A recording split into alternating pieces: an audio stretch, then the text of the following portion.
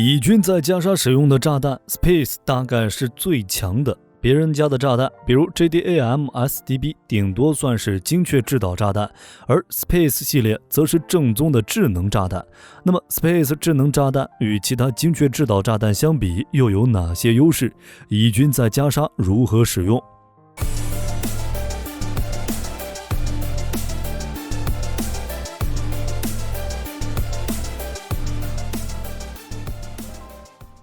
？12月6日，《华尔街日报》报道，以哈冲突开始之后，美军已经向以色列提供了 1.5 万枚炸弹和 5.7 万枚炮弹，包括 MK82、MK84、GBU39， 甚至还有 BRU109。但是要论性能的话，还是 Space 系列最强。Space 是拉斐尔公司研制，种类与 JDAM 类似，都是通过加装制导组件，将普通炸弹改造为精确制导炸弹，加上滑翔翼，射程也不错。目前 Space 系列分为3种 ：Space 2000、Space 1000以及 Space 250。以军在加沙地区首次使用 Space 智能炸弹，既可以独立执行任务，还能在飞行过程中调整路径，以达到最小的附带损害，性能绝对是世界顶尖。Space 的制导系统由以色列 AGM-142 突沿导弹改进而来，2003年就已经具备初始作战能力，装备于以色列空军的 F-16中队。目前有 Space 250、Space 1000、Space 2003型，后面的数量就是弹体质量，不过单位是磅。其中 Space 2000与 Space 1000采用了美国宝石路系列的设计模式，将之前老旧的航空炸弹装上拉斐尔公司开发的制导工具包，使其升级为精确制导炸弹。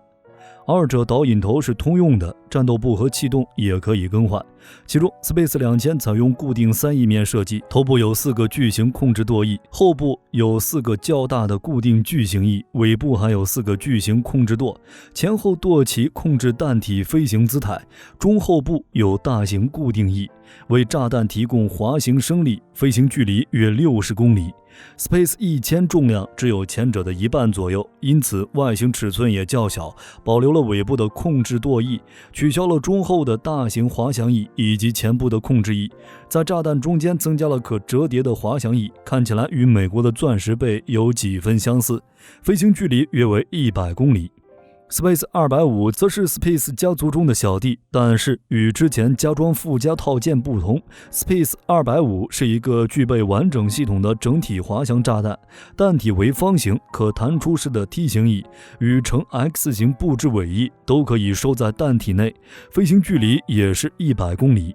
不过其增程版采用了微型涡轮喷气发动机以及内部燃料箱，飞行距离达到了150公里。Space 250的战斗部也能更改，可以选择高爆战斗部或钻地弹头，用来打击不同类型的目标。同时 Space 250的体型相对较小，战机的携带量更多，可以使用飞机通用接口或者先进的智能4联装挂架挂载。每个挂架上可以携带4枚炸弹，目前每架 F-16 可以携带16枚 Space 250，每架 F-15 可携带28枚 Space 250。值得一提的是 Space 250的外形也使得炸弹的攻击角度更具灵活性，这点在实战中还是比较重要的。同样的炸弹从不同的角度攻击同一目标，效果是不同的。就算是打击目标的同一点，撞击角度不同，效果也会不一样。美国在海湾战争中就发现，空投炸弹打击伊拉克钢筋混凝土工事时，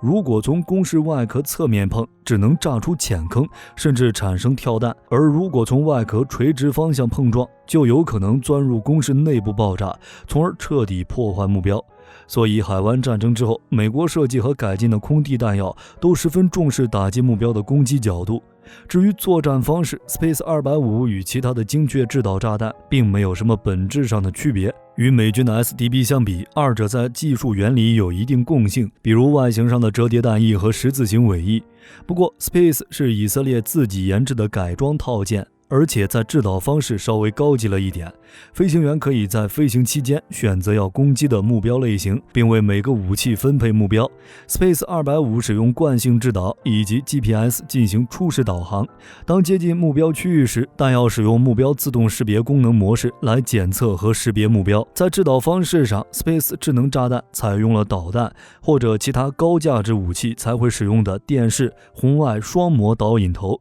并且将原来的电视制导技术用于与巡航导弹上的景象匹配技术结合，因此具有在昼夜恶劣天气以及 GPS 拒止环境中精确打击目标的能力。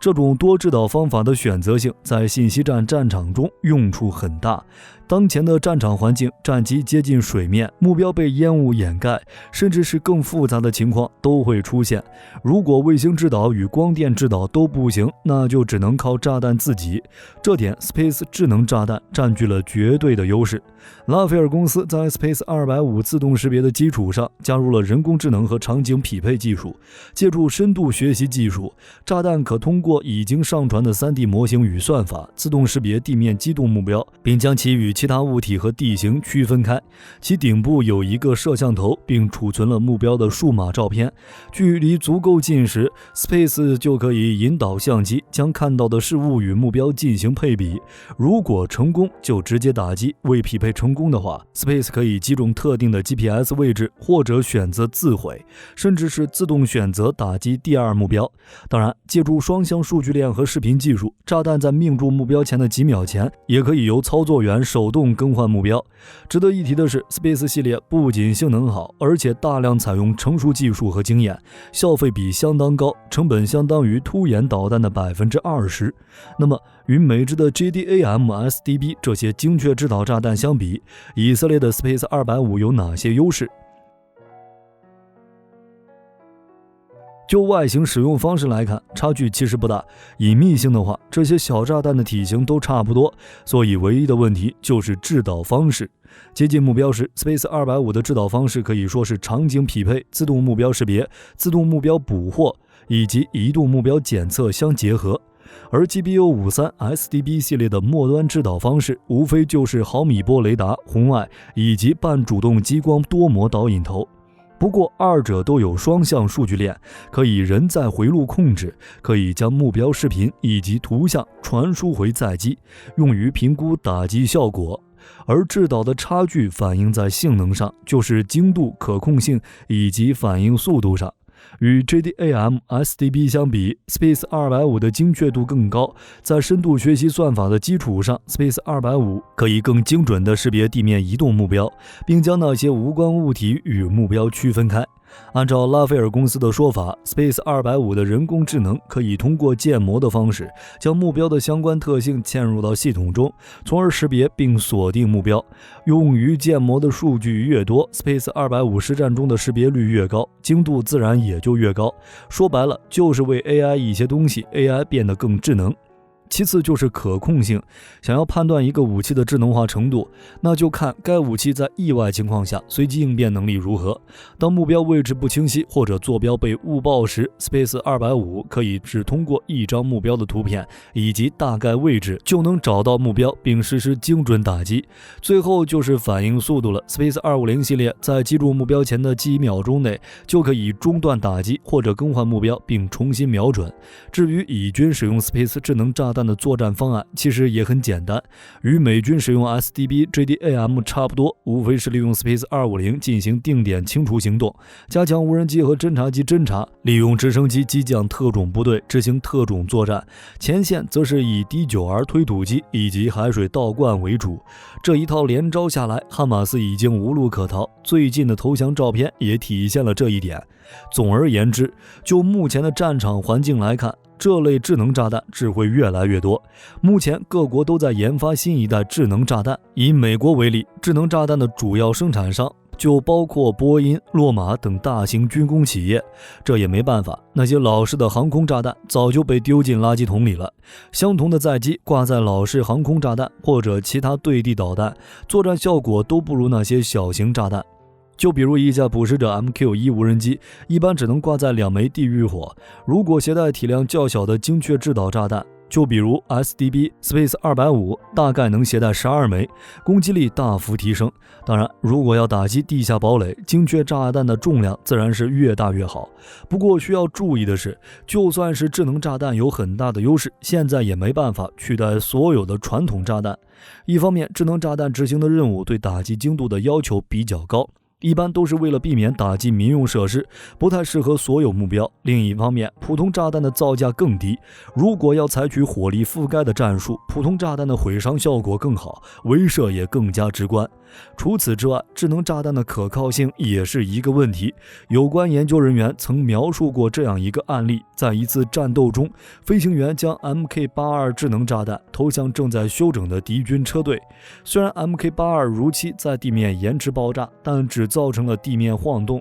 敌军战车并未受损，并且可以快速撤离。针对这个问题，研究人员给出了一个答案：让战机携带延迟引信炸弹以及常规炸弹各一半，以确保在单一打击方式无效时，可进一步实施补充打击。在之后的战场上，智能炸弹与传统炸弹的使用方式大概率也是如此，根据战场情况各取所需。不过可以确定的是，随着人工智能技术以及其军事应用环境的发展，新一代智能炸弹将更好地适应战场。不过就加沙的作战环境来说，自然是智能炸弹优先。哈马斯的战术就是地道战，将民用建筑当作自己的掩体。以军使用 Space 系列可以最大程度上减少对民用设施的附带损伤。